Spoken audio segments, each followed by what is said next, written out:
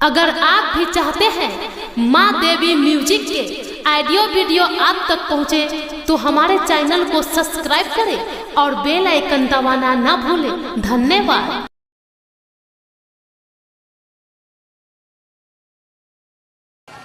क्या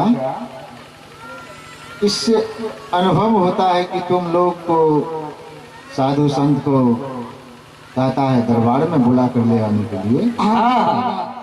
और जो संत या कोई फकीर या कोई जोगी नहीं जाते हैं तो तुम्हें सहित तुम्हारे बाल बच्चे को दंड देता है, दंड दिया करते हैं। हाँ हाँ बाबा, आप तो दयालु हैं, संत दयालु होते बाबा, मुझ पर दया कीजिए बाबा। हाँ बाबा। सिपाही देखो, अगर ऐसी बात है तो चलो, मैं राजभवन चल रहा हूँ, क्योंकि हम संत किसी के जीवन को संकट में डालना नहीं चाहता। हाँ हाँ बाबा चलिए, प्रणाम बाबा, चलिए। खुश रहो, चलो चलिए बाबा। बाबा हे संत भाई, अब महाराज वीर सिंह बघेल के दरबार चला गया। आइए बाबा महाराज।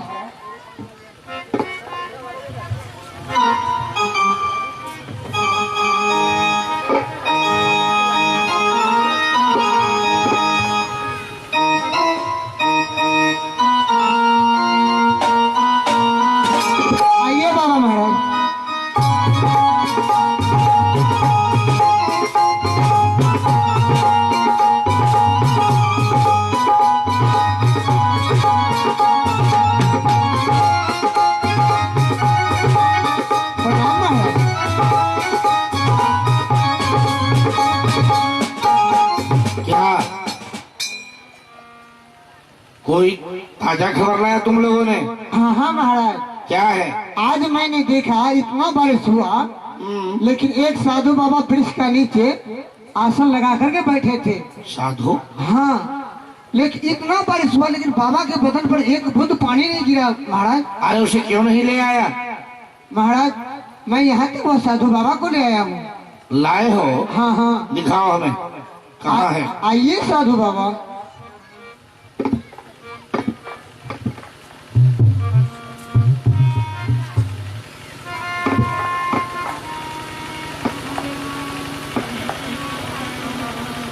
कहाँ से आए हो साधुगण? महाराज इस समय मैं काशी से चलकर मगहर में आया। काशी से मगहर? हाँ। और आपका शुभ नाम क्या है? मेरा शुभ नाम इस कलिकाल कलयुग में कबीर है। कबीर? हाँ। बहुत सुंदर। मेरे गुप्तचरों ने बताया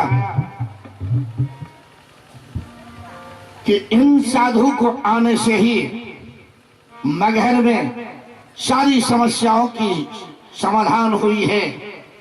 कहाँ तक सत्य है हमें बताइए।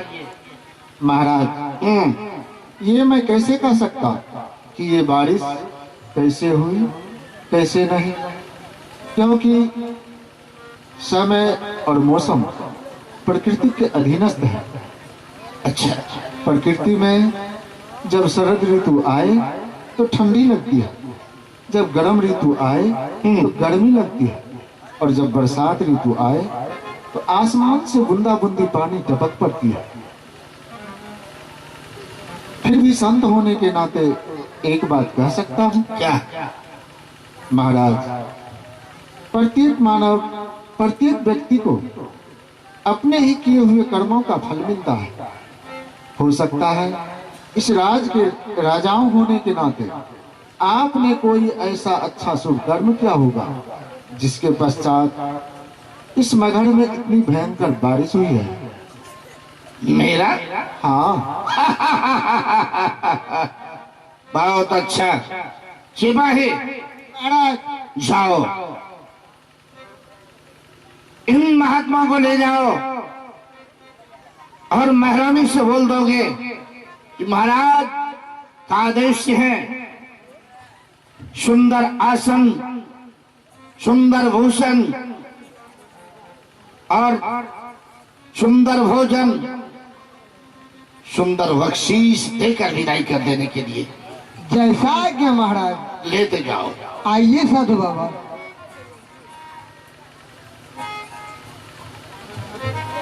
ठीक है।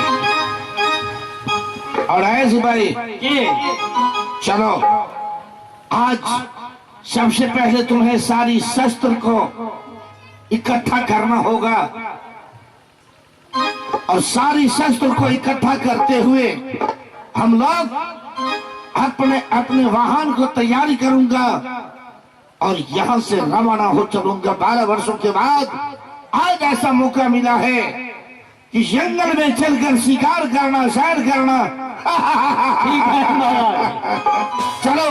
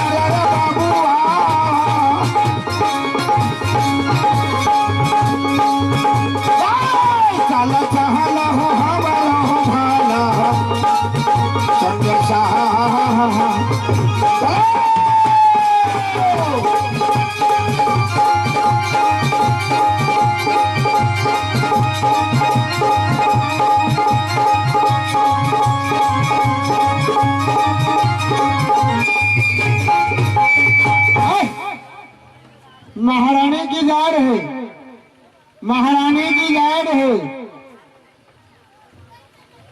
सिपाही हाँ हाँ महारानी, आ गया।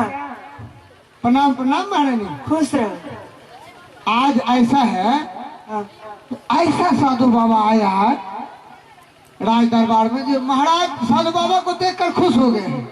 साधु? हाँ हाँ, महाराज उसे प्रणाम भी किया है, वो खुशी मना रहे हैं। ये मैं कैसे मान लूंगी?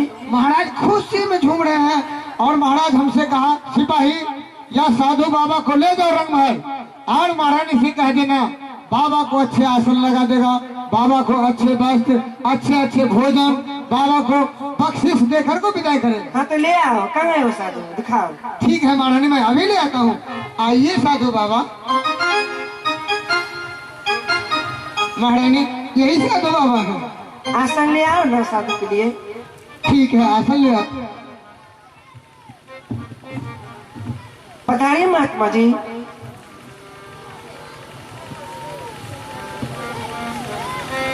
प्रणाम महात्मा जी। आप कहाँ से आए हैं? खुश रहो महारानी कमलावती। आप कहाँ से आए महात्मा जी? मैं काशी से चलकर इस घर में आया हूँ। काशी से? हाँ हाँ, लेकिन नहीं, मैं सतलोक से आया हूँ। सतलोक? हाँ, सतलोक तो लोग मरने के बाद जाते हैं साधु जी। क्या? सतलोक तो मरने के बाद जाते हैं। महारानी कमलावती, ये क्या कह रही है? ये तो सुनी सुनाई कहा कही बात है कि मरने के बाद सभी सतलोक जाते हैं, लेकिन ऐसी बात सत्य है नहीं। सत्य तो ये है कि जब तुम ऐसी बात जान रही हो और कह रही हो तो सत्य क्या है सो सुनो। हम संतों का वाणी है कि संतो जीवत ही करो आशा, संतो जीवत ही करो आशा। मुए मुक्ति कहे गुरु स्वार्थी, झूठे दे विश्वासा। अब हूँ मिला तो तब हूँ मिलेगा, नहीं तो जमपुरवासी। कहने का भाव है कि जो जीते जी सतगुरु के शरण में जाकर, सतगुरु के शरणागत होकर सच्चा भक्ति करे, जीते जी, उसी को इस संसार के छोड़ने के बाद वह सतलोक परम धाम को प्राप्त कर सकते हैं।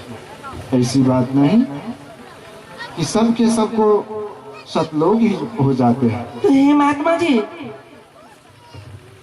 मेरे महाराज इस मगहर राज में 12 वर्षों से बारिश नहीं हो रही थी। बारिश नहीं होने के कारण से यहाँ के सभी प्राणी खुशहाल नहीं रह रहे थे। मेरे महाराज सिपाही द्वारा आपको यहाँ भेजे हैं कि जाओ महारानी से कह देंगे कि अच्छा से साधु जी को भोजन करवा करके, वस्त्र दे करके, दर्व दान दे करके दरबार से विदा करने के लिए। महारानी कमलावती, तो आप मुझे आदेश दीजिए कि आपके लिए मैं क्या भोजन बनाऊं। देखो, हाँ तुम महाराज वीर सिंह बघेल की पटरानी महारानी कमलावती हो जी। और तुम में एक ऐसी व्यवहार, ऐसी भी इसलिए कह रही हूँ महाराज कि मेरे महाराज सभी पंडा जी से, पुजारी जी से, भक्ति भजन करने वाले से यही प्रश्न करते थे कि मगहर में जो बारिश नहीं हो रही है, तुम लोग और भगवान को भक्ति भजन करते हो, सच्चे भक्त हो, तो बारिश क्यों नहीं करवाते हो मगहर में? अपने भगवान सर जी क्यों नहीं करते हो? किसी ने प्रश्नों का उत्तर नहीं दिया तो सभी को कैद में दिए हुए हैं।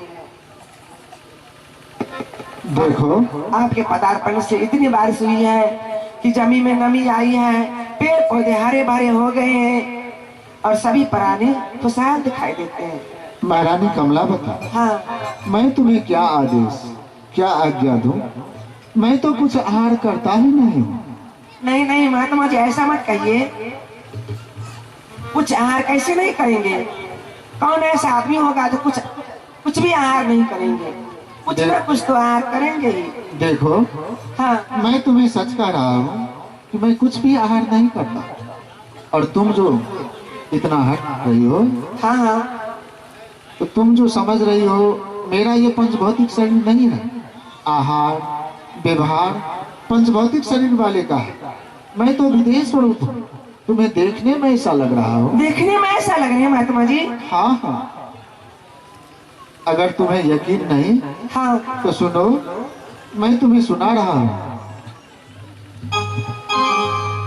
पानी से पैदा नहीं,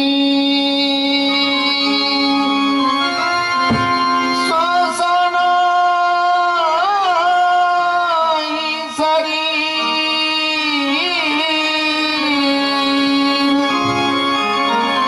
कुछ आहार करता नहीं, ताका नाम कभी। महारानी कमलावती, तो भोजन नहीं करेंगे तो वस्त्र लेंगे ना, दारू दान लेंगे ना। महारानी कमलावती, हाँ न तो मैं वस्त्र लेता हूँ और न ही मैं दर्व दान कुछ दक्षिणा में लेता हूँ। हे महात्मा जी, आप अगर कुछ भी भोजन ही नहीं करते हैं, कुछ लेते नहीं, तो संसार में किस लिए भ्रमण करते हैं? महारानी कमलावती, हाँ जहाँ तक तुम इस संसार की बात कर रही हो जी, और मेरे विषय में बात कर रही हो, हाँ तो मैंने इस संसार में इसी उद्देश्य से प्रकट हुआ हूँ, इसी उद्देश्य से भ्रमण करता हूँ मानव कल्याण के लिए, किस लिए? मानव कल्याण के लिए? जन कल्याण के लिए। हाँ हाँ जन कल्याण के लिए? हाँ। और देखो, मैं कुछ लेता नहीं हूँ, मैं इस जनमानस के बीच अपना कुछ देता हूँ। क्या देते हैं महात्मा जी? मैं इस जनमानस के बीच भक्ति रूपी शिक्षा देता हूँ। भक्ति? हाँ। हे महात्मा जी, भक्ति के नाम आप लेते हैं तो मेरे आंखों में आंसू आ जाती हैं, इसलिए कि मगहर में रहते रहते मेरी चौथापन बीत रही है। जैसे जैसे मगहर के लोग मुझे कहते गए, उसी के अनुसार मैं भक्ति भजन साधना आराधना तीरथ व्रत सब कुछ किया। लेकिन हे महात्मा जी, इसलिए मैं तीरथ व्रत किया, साधना आराधना किया, भक्ति भजन किया, देवी देवा भैया बाबानी मेरे मन की भावना को नहीं जान पाए, नहीं समझ सके। आज तक मैं निसंतान हूँ, कोई भी संतान मुझे नहीं है, निपुत्र हूँ। लोग हमें निपुत्री राजा के राज कहते हैं, महारानी कमलावती। तो भक्ति कहती है बस। महारानी कमलावती, हाँ। देखो, जब तुम मेरे नजदीक में ऐसी प्रश्न कर रही हो, हाँ हाँ, तो हमसे एक बात बताओ क्या? कि तूने तीरथ व्रत भक्ति तो बहुत बखान कर रही हो कि मैंने किया हूँ, लेकिन एक बात बताओ, क्या? तूने गुरु के शरण में गई है? गुरु किया है? नहीं महात्मा जी, मैं गुरु के शरण में नहीं गई हूँ। महारानी कमलावती, हाँ। देखो, बिना गुरु के कोई भी भक्ति पूरी नहीं हो सकती, क्योंकि बिना गुरु का ज्ञान ही नहीं मिलता है, और जब तक जिसे ज्ञान नहीं मिले तो वह सच्चा भक्ति नहीं कर सकते। तो ये महात्मा जी, मैं गुरु को ढूंढने के लिए कहाँ जाऊंगी, कहाँ खोजूंगी? आप ही अपने शरण में मुझे ले लीजिए, मैं आप ही का शिष्य बनना चाहती हूँ। क्या? आप ही अपने शरण में ले लीजिए। मेरे शरण में? हाँ। महारानी कमलावती, ये तुम क्या कर रही हो? तुम तो महाराज वीर सिंह बघेल की पटरानी महारानी कमलावती हो, और महाराज वीर सिंह बघेल साधु संतों को, संत फकीर को निहंगे भिखमंगे समझते हैं। वो तो समझते हैं। और जब तुम मेरे शरण में आओगी और मैं तुम्हें अपना शरणागत दूंगा, तब तो हो सकता है महाराज वीर सिंह बघेल तुम्हारे ऊपर अन्याय अत्याचार कर सकते हैं। हे महात्मा जी, हाँ। इन सब बातों को तो आप छोड़ दीजिए। क्यों? अगर मेरे महाराज गुरु के शरण में जाने से अत्याचार अन्याय करेंगे, हाँ। तो मैं किसी से शिकायत नहीं करूंगी। किसी से? मैं सब कुछ सह लूंगी। सह लोगी? जी। देखो, जब तुम में ऐसी साहस, ऐसी हिम्मत है, हाँ। तो जरूर मैं तुम्हें अपना शरणागत दूंगा। हाँ महात्मा जी। आओ, मैं तुम्हें अपना शरणागत तब दे रहा हूँ। और